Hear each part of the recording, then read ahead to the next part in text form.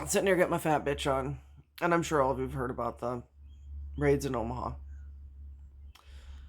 ICE raided several businesses, including Glen Valley Foods. Now, Glen Valley Foods actually uses the federal database to see if their workers are here legally before they hire them. So they were raided despite that. I guess the federal government doesn't trust its own database. But I digress. Um, Nebraska is a big beef producing state. It's a big agricultural state. However, we don't have a lot of people here. Our population just went over 2 million.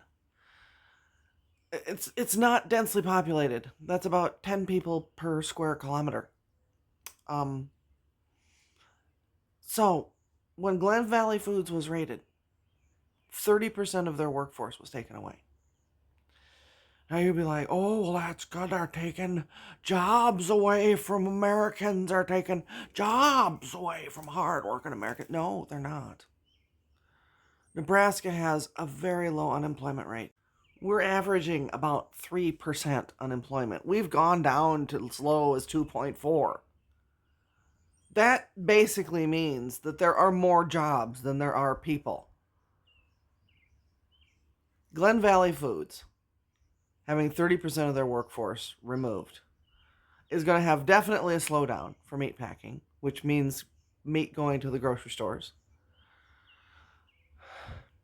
And I don't know if all the people have been processed and released or what, but I don't know if I would feel comfortable going back to a company where they just opened the doors to ICE and let them in and take me away.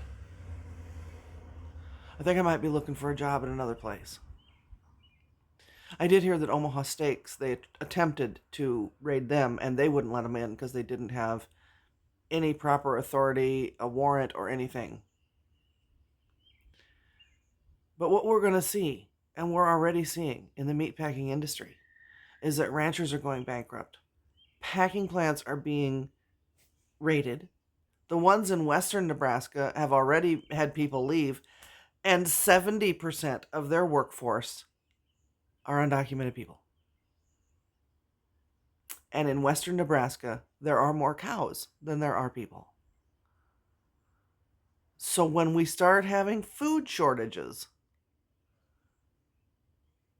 and you're one of those dyed-in-the-world Trumplicans, and you're wondering why there's no ground beef at Walmart, and you're looking for someone to blame, look in the mirror. There has to be some sort of work visa that we can issue to people who want to come to our country and actually work and become citizens. We have tried to screw over immigrant labor since the Chinese Exclusion Act. And what did they do?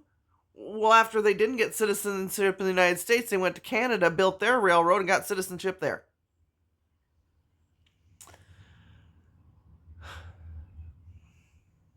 Yeah.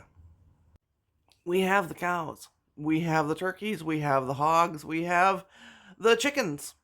But if we don't have anybody to process them, there is going to be a massive shortage of food in the next probably 6 months.